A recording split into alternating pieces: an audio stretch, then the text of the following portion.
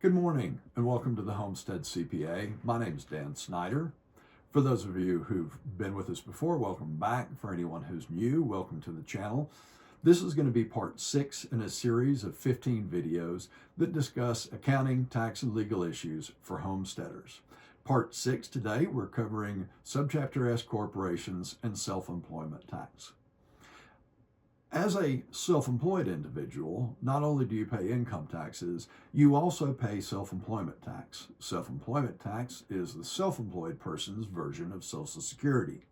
When you're an employee, your employer withholds 7.65% of your wages and pays that to the IRS as your portion of Social Security. What many people don't know is that the employer then has to pay 7.65% of Social Security to the IRS as well as your half. So what you're paying out of your wages is really only half of that. As a self-employed person, congratulations, you get to pay both halves. Now, a portion of the half that is associated with the business side is deductible. So the net result for most people is a flat rate of self-employment tax of about 14%.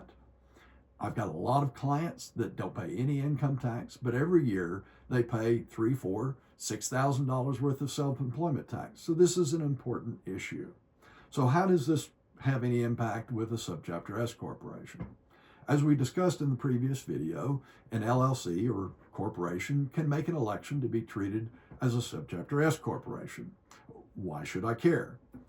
Well, as we just mentioned, if you're an LLC and you're treated as a disregarded entity, then 100% of the income that you make, you will pay income taxes on and self-employment taxes on. If you're using a Subchapter S corporation, then there's 3 ways for you to take money out of the company. 1, the company can pay you a salary. 2, the company could pay you a consulting fee. Or 3, you could take a distribution of the profits of the company from the company. In all 3 cases, the income is going to be taxed to you at regular income tax rates, but there's a difference for self-employment tax or Social Security. If you pay yourself a salary, the portion that you pay yourself as a salary, half of that comes out of your salary, half of it comes from the company. If you're a consultant, then there's no self-employment tax paid by the company, and that's all going to be paid to you on your personal income tax return. On the other hand, if you receive a distribution from the Subchapter S corporation, it's going to be taxed to you as a regular dividend, not as a qualified dividend, but as a regular dividend, and such you'll pay regular income tax on it, but it is not subject to self-employment tax. Now, I can already hear you. Hey, Dan, I want to take all of my income out as a dividend and not pay any self-employment tax. Okay, sign me up. Well, problem with that, first of all, the IRS does know this, obviously, and so they look for people who file Subchapter S corporations with no compensation paid to them. So if you really want to get audited, that's one of the best ways I can think of to do so. So really what we're talking about is the company paying you a reasonable amount of money for your time, your services that you're performing on behalf of the company? You may have invested money in the company. You may have assets. You may have spent $200,000 or $300,000 buying assets. As a shareholder of a company where you have invested money, you're entitled to a return on your investment. But as an employee, you're also entitled to a return for your compensation. Balancing those and determining how much of the total income of the company should be treated as wages or income from your services versus a return on your investment is more of an art than a science. Now, we have an old Texas tax phrase that comes into play here, and that is, pigs get fat, hogs get slaughtered. So we don't mind being a pig.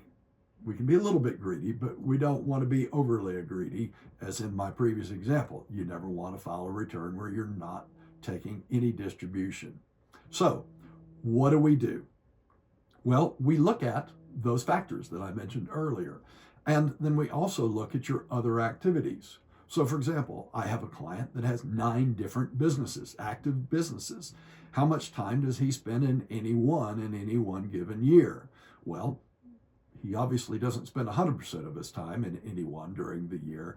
And so we look at each one to determine how much time he spent that year. We look at the investment that he has in the company, and then we make a determination what is reasonable for him to take in terms of income. Now, you might say once again, well, that's great, we'll come up with something, but so other than the taxes, what impact? Can I just, I save $4,000 worth of self-employment tax, fine, I think I'll go on vacation.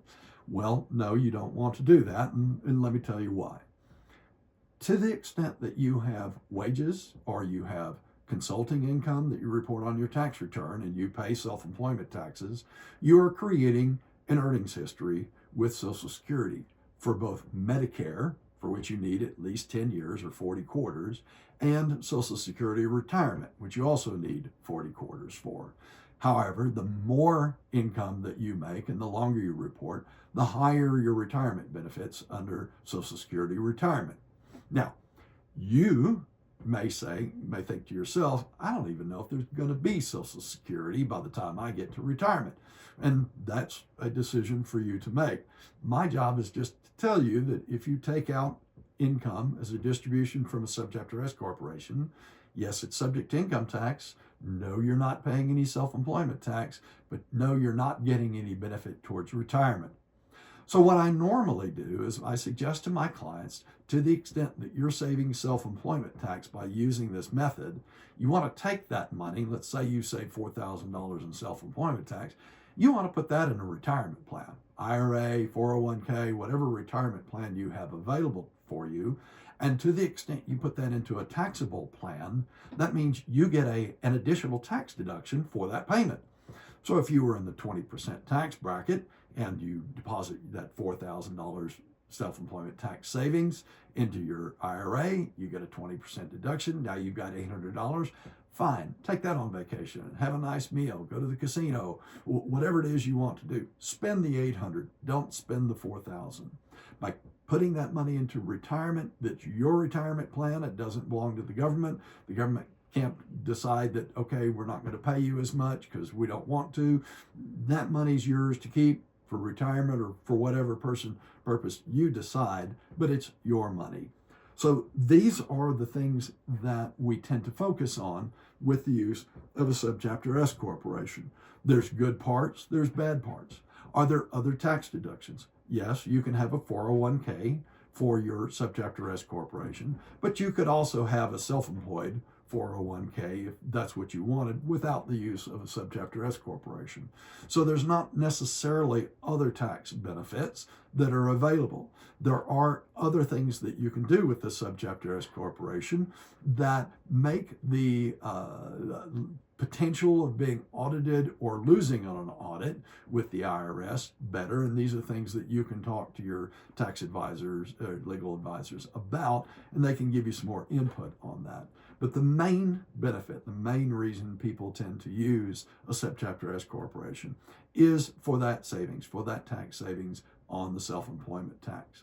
So remember, we're all going to pay a little bit of tax, and even Jesus paid taxes.